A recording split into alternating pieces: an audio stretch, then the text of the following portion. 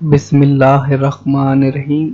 السلام علیکم یا علی علیہ السلام مدد۔ مولا امام علی علیہ السلام فرماتے ہیں، اگر تم سے کوئی ناراض ہے اور اس کو یہ غرور ہے کہ تم ہی اس سے مناؤ گے تو تم اس کے غرور کو مت ٹوٹنے دو۔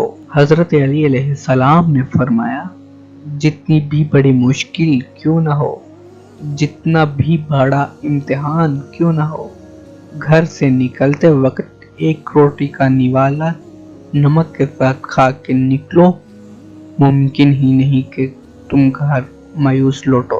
حضرت علی علیہ السلام نے فرمایا، ہمیشہ سمجھوتا کرنا سیکھو، کیونکہ تھوڑا سا جھک جانا کسی رشتے کو ہمیشہ کے لیے توڑ دینے سے بہتر ہے۔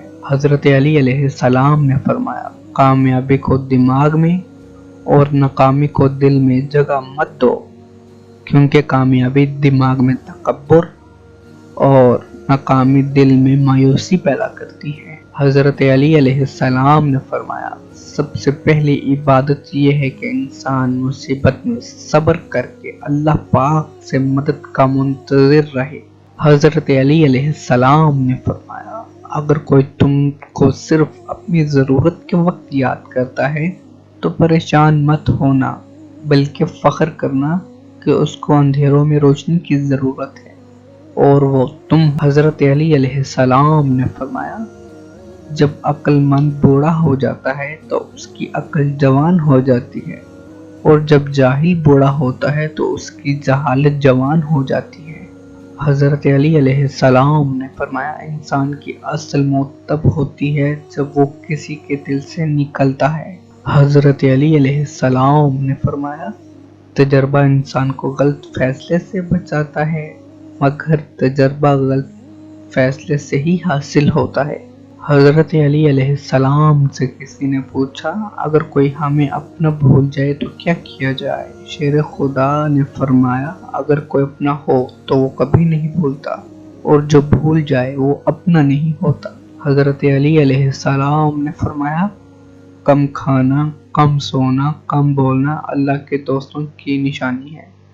زیادہ کھانا، زیادہ سوچنا، زیادہ بولنا شیطان کے دوستوں کی نشانی ہے۔ حضرت علی علیہ السلام نے فرمایا، جو لوگ گناہ کرنے کے بعد توبہ میں ٹال مٹول کرتے ہیں، ایسے لوگوں کو موت اچانک آتی ہے، یعنی ان کی موت زیادہ تر حادثات میں ہوتی ہے، اس لیے توبہ کرنے میں کبھی دیر مت کیا کرو۔ حضرت علی علیہ السلام نے فرمایا، زندگی جینے میں دو ہی راستے ہیں، بھول جاؤ انہیں جن کو معاف نہیں کر سکتے، اور معاف کر دو انہیں جن کو بھول نہیں سکتے۔ حضرت علی علیہ السلام نے فرمایا، ہزار غلطیوں کے باوجود بھی آپ اپنے آپ سے پیار کرتے ہو، تو پھر کیوں کسی کی ایک غلطی پہ اس سے اتنی نفرت کرتے ہو؟